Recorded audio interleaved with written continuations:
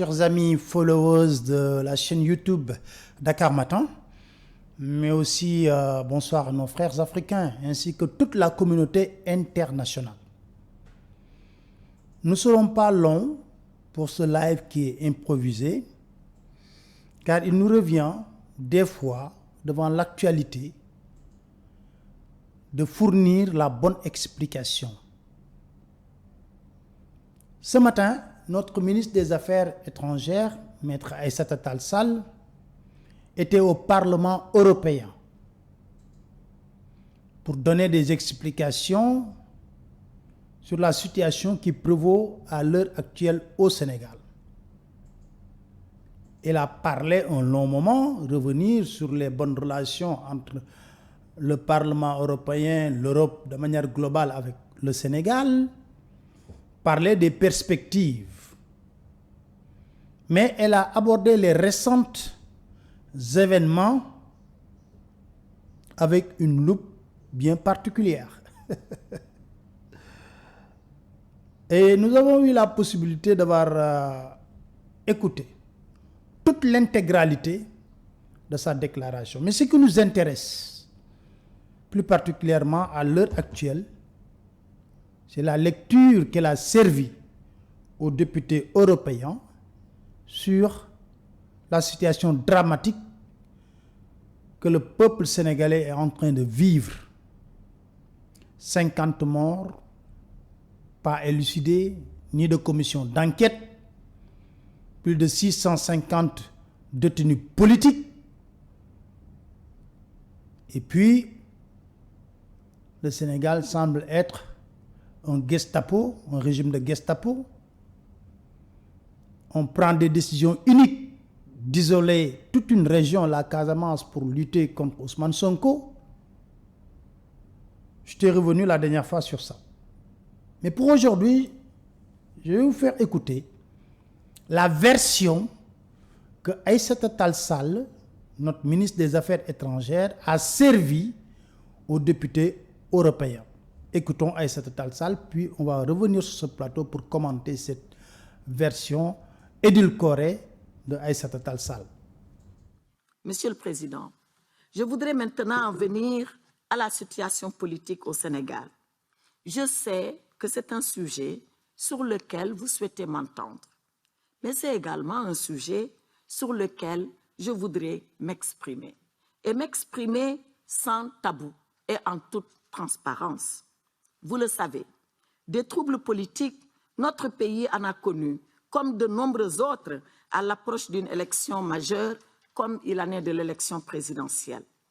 Mais ce qui s'est passé au Sénégal, les 1er et 2 juin 2023, est sans précédent dans notre histoire.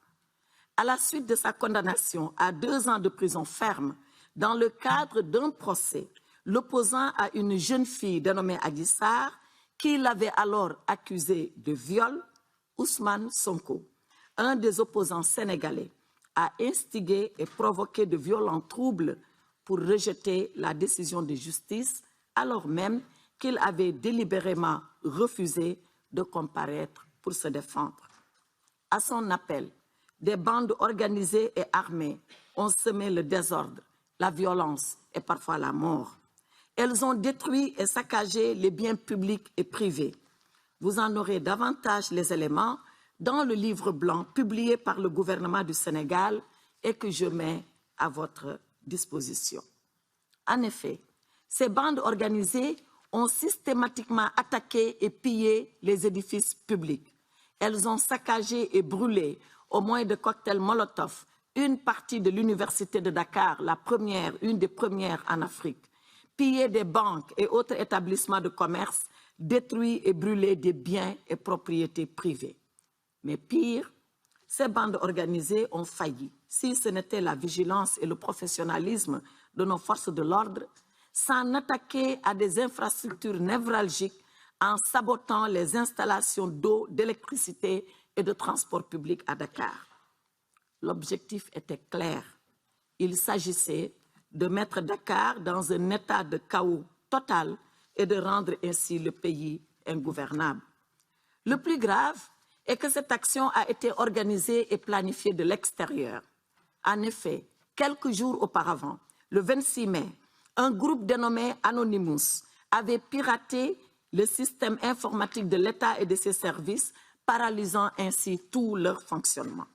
Il est clair que la violence des manifestations et leur caractère simultané relayaient là une organisation planifiée et concertée. Nous le savons maintenant, mais nous le saurons encore davantage. Des forces tapies au sein de mouvements salafistes et de bandes entraînées et armées ont voulu s'emparer de notre pays, mettre à terre la République. Nous avons écouté attentivement Maître Aïda Sall délivrer une version truffée de contre-vérités. Une version truffée de contre-vérités. Il déclare qu'après le prononcé du verdict du procès Adji Sarr, Sonko a fait une sortie pour demander aux jeunes de descendre dans la rue pour manifester, ce qui est archi faux. Sonko a été arrêté lorsqu'il faisait sa caravane le 27. Donc, Sonko a été arrêté le 27, ramené de force à Dakar et barricadé chez lui. Lorsqu'il a voulu faire même une déclaration, on a interdit d'accès à son équipe technique.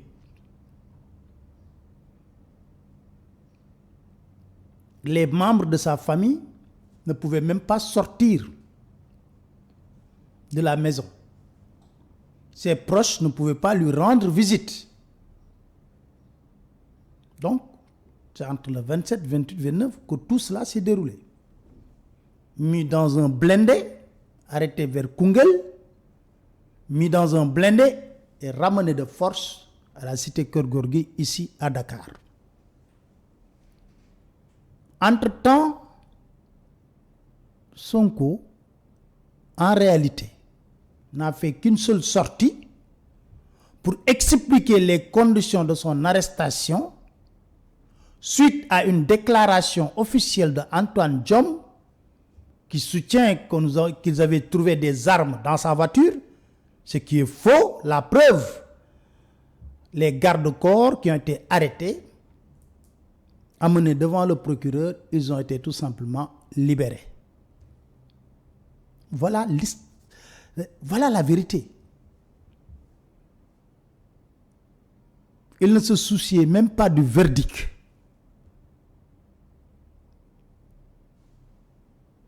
Et cette Tall Sall n'a pas expliqué pourquoi Sonko a refusé de déférer. Et ce qui est grave, elle parle devant des députés qui sont très bien renseignés sur la situation du Sénégal. Vous allez bientôt le savoir à travers la vidéo que je vais vous proposer. Sonko était barricadé à son domicile le jour où on prononçait le verdict. Résultat, le 1er ou 2 juin. Il n'y a aucun enregistrement ou audio de Sonko qui circule qui demande aux jeunes de descendre manifester. Donc dire qu'il a demandé aux jeunes de descendre manifester à cause de son verdict, c'est archi faux. Ce n'est pas la vérité. La vérité est que, à l'issue de ce procès, les Sénégalais ont constaté une sorcellerie judiciaire qui renforce la conviction largement partagée par les Sénégalais que cette justice n'est plus rendue au nom du peuple.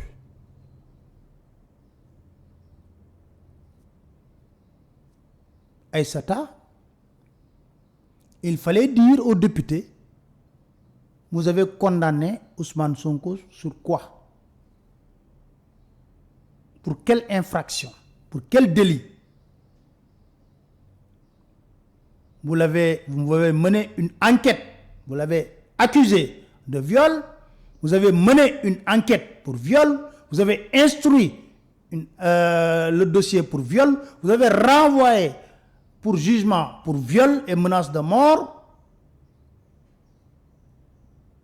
Et comme par un tour de magie, de sorcellerie politique, de sorcellerie judiciaire, comme il fallait exécuter une commande politique, vous l'avez condamné pour corruption de la jeunesse. Vous ne l'avez même pas donné la possibilité de se défendre par rapport à ça. C'est les Sénégalais, dégoûtés, scandalisés par le verdict qui a été rendu, qui sont sortis manifester leur colère. Car convaincus maintenant que la justice n'est rien d'autre qu'un bras armé pour exécuter des commandes politiques. Vous ne pouvez produire aucun enregistrement audio, vidéo qui montre où on entend Ousmane Sonko appeler les jeunes à manifester. Si vous le dites, vous savez très bien que ce n'est pas la vérité. Je suis désolé. Mieux, depuis sa séquestration illégale à son domicile, Ousmane ne s'est pas prononcé. Certains même, pendant les manifestations violentes, ont espéré qu'il va piper mot pour calmer l'ardeur de la jeunesse sénégalaise.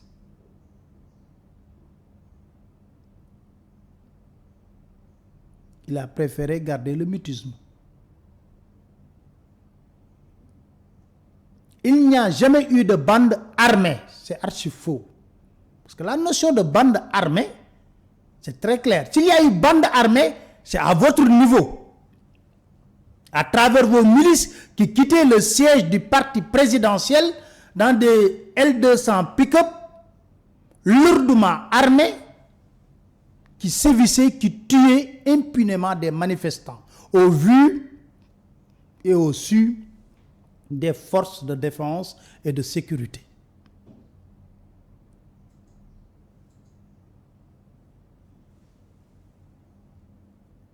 Il n'y a jamais eu de bande armée dans les manifestations. Les jeunes n'étaient pas armés. On a tué plus de 40 jeunes innocents qui n'avaient pas d'armes. La vérité,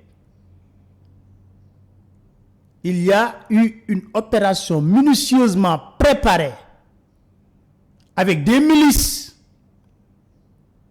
lourdement armées qui quittaient le siège du parti présidentiel pour aller tuer impunément d'innocents jeunes sénégalais.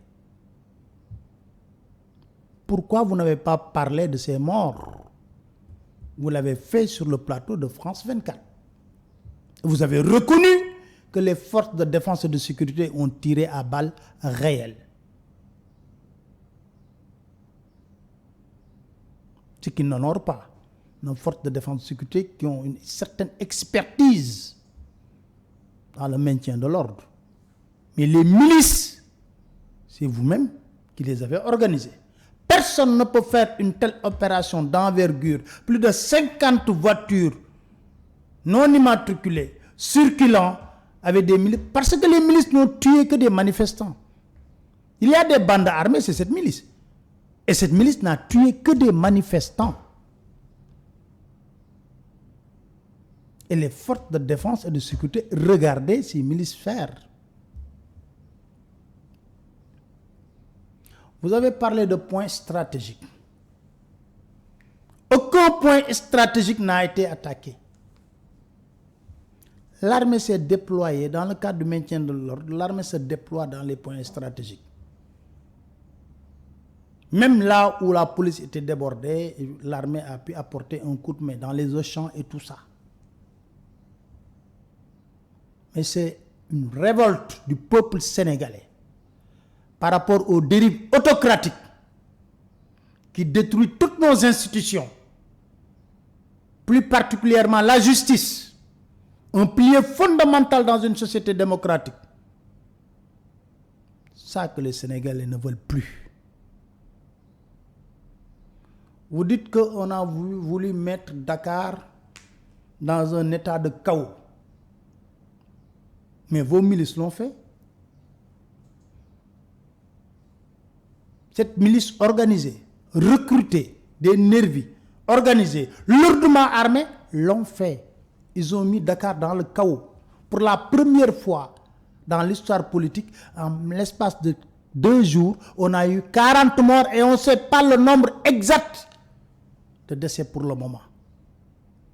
Donc si quelqu'un a mis le pays dans le chaos, c'est votre milice qui quittait le siège du parti présidentiel. Vous parlez d'une sorte de cyberattaque. Quand il y a eu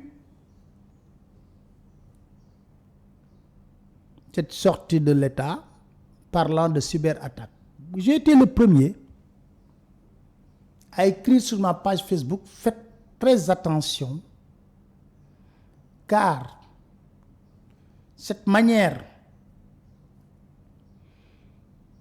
excessive du gouvernement du Sénégal de communiquer sur cette cyberattaque qui en réalité n'a pas touché fondamentalement les services névralgiques de l'État.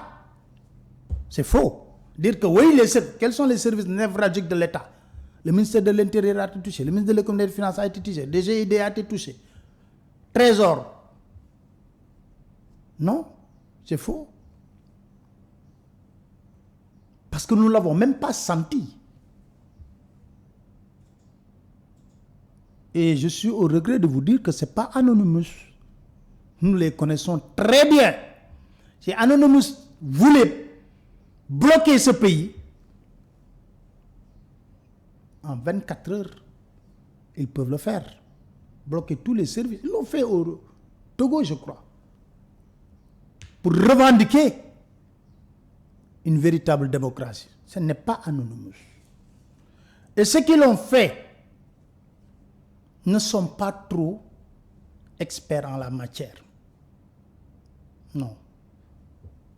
Parce que ce n'est pas évident d'être victime des hackers comme Anonymous et en laps de temps retourner la situation. Non. Donc, rien ne nous prouve cela. On peut même imaginer que vous l'avez sorti en préparant cette situation. Qui sait? Car difficile est de vous faire confiance. L'État du Sénégal n'a jamais été paralysé. Non. Par cette cyberattaque. Et enfin, vous nous parlez de mouvement salafiste. Ça, c'est une vieille rengaine que Macky Sall a vendue depuis longtemps. Oui, salafiste, terrorisme et tout cela. Et on a surarmé nos forces de défense et de sécurité. Curieusement, on a surarmé nos forces de défense et de sécurité, mais ces forces de défense et de sécurité n'ont pas pu arrêter un seul nervi par rapport à cette milice qui sévissait et qui tuait impunément les Sénégalais. Cherchez l'erreur. On est suréquipé. Dakar est bourré de caméras. Mais on a vu des nervis lourdement armés circulant comme ça. Personne n'a été arrêté. Toutes les personnes qui ont été arrêtées sont tout simplement des manifestants. D'ailleurs, après votre déclaration, des députés européens ont touché fondamentalement le problème. Fondamentalement le problème à l'heure actuelle du Sénégal. Entre les lignes, c'est la 3e candidature illégale. Vous-même, vous nous avez dit que la 3e candidature est illégale, illégitime, immorale. Mais aujourd'hui, vous avez tourné vos robes, vos ndoquettes, vos marinières, retournement de veste, pour nous le défendre. Et nous savons fondamentalement la raison pourquoi. c'est au-delà politique, c'est au-delà de l'objectivité, c'est beaucoup plus lié à des choses que par scrupule et par principe, nous ne voulons pas. Car nous pensons que la manipulation de certaines choses dans notre pays, nous n'allons pas y participer. Mais écoutons ces députés qui vous ont interpellé sur réellement et qui connaissent très bien ce qui se passe dans ce pays. À les entendre, ils font dans la diplomatie, mais ils savent véritablement les raisons pour lesquelles le Sénégal risque de sombrer dans le chaos. Nous les écoutons. Vous l'aviez mentionné, et vous nous demandez de rester aux côtés du Sénégal. Oui, nous le sommes prêts, et nous le resterons. Et nous savons que vous êtes juriste par formation. Vous avez aussi parlé de l'état de droit. Et je me permets de vous adresser la parole en tant que sénateur élu dans le suffrage universel direct, ancien candidat à la présidentielle de la République tchèque. Et je suis l'actualité sénégalaise avec inquiétude. Le président Macky Sall entretient un flou quant à l'avenir politique qui est pourtant décisif pour lui et surtout pour votre pays. Il ne peut pas briguer un troisième mandat de par la Constitution, et pourtant, son silence qu'il cultive et qu'il entretient inquiète la représentation politique et éveille l'inquiétude de la société, comme nous le lisons de l'extérieur.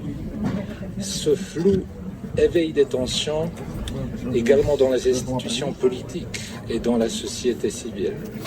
D'ailleurs, l'ancienne première ministre, Aminata Traoré, a formulé cette inquiétude de vive voix quant à l'avenir du Sénégal, car d'après elle, le président fait comme s'il n'envisageait pas de respecter la Constitution et souhaiterait se représenter.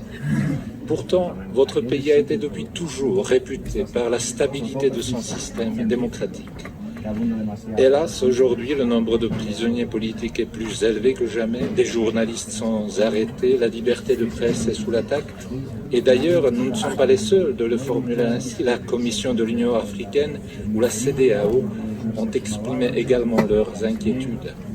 Alors merci de vos messages, mais nous attendons aussi de votre pays une position claire. Et comme vous êtes le messager privilégié de votre président, nous vous demandons également de lui transmettre notre inquiétude. Nous sommes prêts à honorer ce partenariat que vous avez mentionné, et nous sommes prêts aussi à honorer cette solidarité européenne que vous appelez de vos vœux. Merci beaucoup. Pour des raisons multiples, vous savez que nous y sommes très attachés. Nous voyons bien à quel point le Sénégal a été et est encore la vitrine, une des vitrines démocratiques de l'état de droit en Afrique. Nous mesurons toute la contribution historique qui a été la sienne, notamment au fonctionnement du multilatéralisme, de l'ONU, et nous souhaitons très profondément que les événements que traverse aujourd'hui le Sénégal ne remettent pas en cause cet héritage sacré. Alors, j'interviens avec prudence, parce que là, nous sommes bien placés en France pour savoir que nos interventions en faveur de ce qui nous paraît être la stabilité démocratique ne sont pas toujours perçues dans les pays concernés par une opinion bien perçue, par une opinion qui porte sur l'ancien colonisateur, on comprend, un regard qui n'est pas dénué de passion. Mais je voudrais vraiment insister sur le fait que la détérioration du climat qui est en cours et le fait que la future élection présidentielle ne se déroule pas dans des conditions satisfaisantes serait une véritable catastrophe. Nous formons l'espoir, et je forme l'espoir, comme l'a exprimé à sa manière mon ami Pavel Fischer, que le président Macky Sall, que j'ai rencontré il y a quelques mois et qui est une personnalité extraordinairement fascinante et d'un très très haut niveau, puisse vraiment maintenir la magistrature suprême au-dessus de la mêlée et assurer l'unité, la stabilité, la concorde et le respect de l'état de droit dans votre pays auquel nous sommes profondément attachés et pour l'avenir duquel nous formons des vœux très très sincères. Vous avez entendu ces députés qui savent très bien ce qui se passe dans notre pays, mais très diplomates, ils l'ont fait savoir à Aïssata Tall Sall qu'en réalité, ce qui risque de basculer le Sénégal dans le chaos, c'est la troisième candidature de Macky Sall. C'est pour cela que je vous dis ici, désormais nous suivons tout. Et pour permettre à toute la communauté internationale de comprendre ce qui se passe réellement dans ce pays, à chaque fois qu'une autorité déclare certaines choses, nous nous engageons à rétablir la vérité, tout simplement. Tout ce que je vous ai dit ici, vous le savez mieux que moi. Et que c'est comme ça que nous allons procéder. Voilà, je vous remercie, chers amis followers de Dakar Matin, et puis continuez à vous abonner sur votre chaîne YouTube Dakar Matin, les souscriptions. Merci beaucoup à tout le monde. J'ai vu l'élan de solidarité autour de Dakar Matin, ça me va droit au cœur. Mais également, vous pouvez me suivre sur mes pages Facebook, Twitter. Merci et à très bientôt.